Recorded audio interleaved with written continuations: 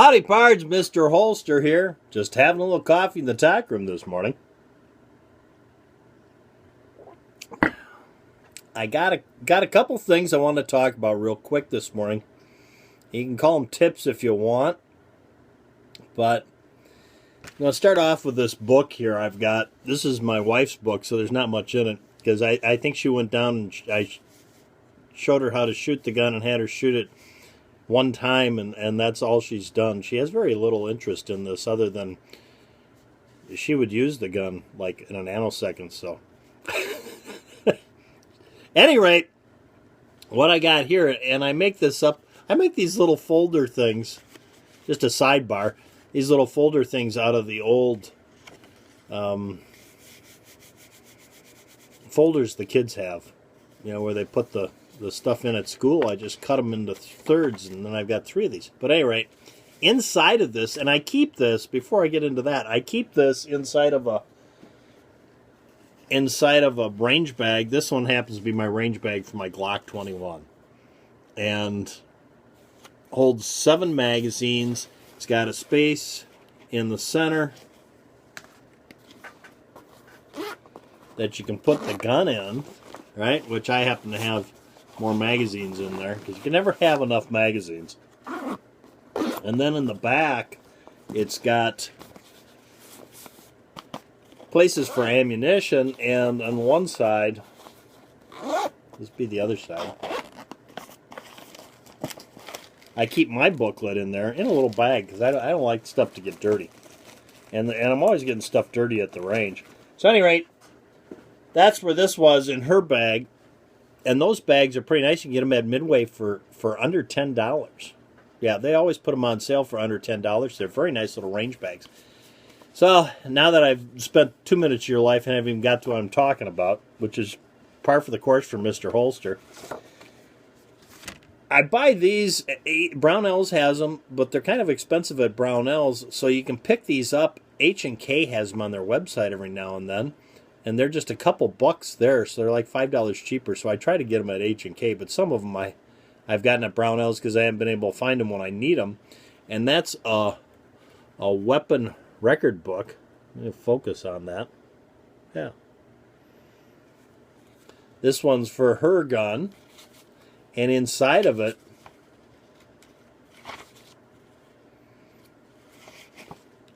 yeah, it was 3/19/17. She hasn't shot it since, but she did put 150 rounds through it. You see, you got to log in. You can log in your rounds and when you shot them and the date, and it keeps a cumulative total of your rounds. So you know how many rounds you have through your gun. That's why I like using these. Keep track. If it's a nice gun, yeah, of course, if you buy a used gun, you don't know what's been put through it, but you can start keeping track for yourself. And one of the reasons you do that is certain things need to be done with guns at certain time points. And what I want to talk about today, see, we're getting to the main point of this whole thing now, and we're only 3.5 minutes into it. Yeah, you gotta love MrHolster. I'm going to talk about replacing the springs, yeah, your recoil spring on your guide rod.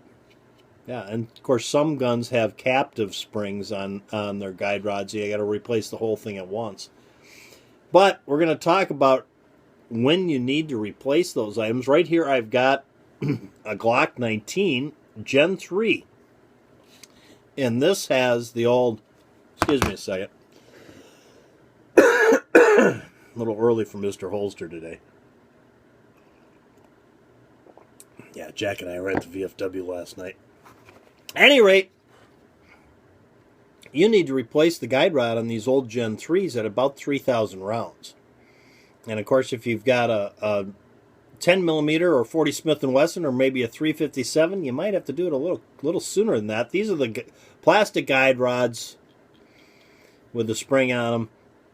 And that's when you need to replace these. Now, if you got a Gen 4 or Gen 5, a newer model that has that captive guide rod, it lasts longer. You don't need to replace that till 5,000 rounds.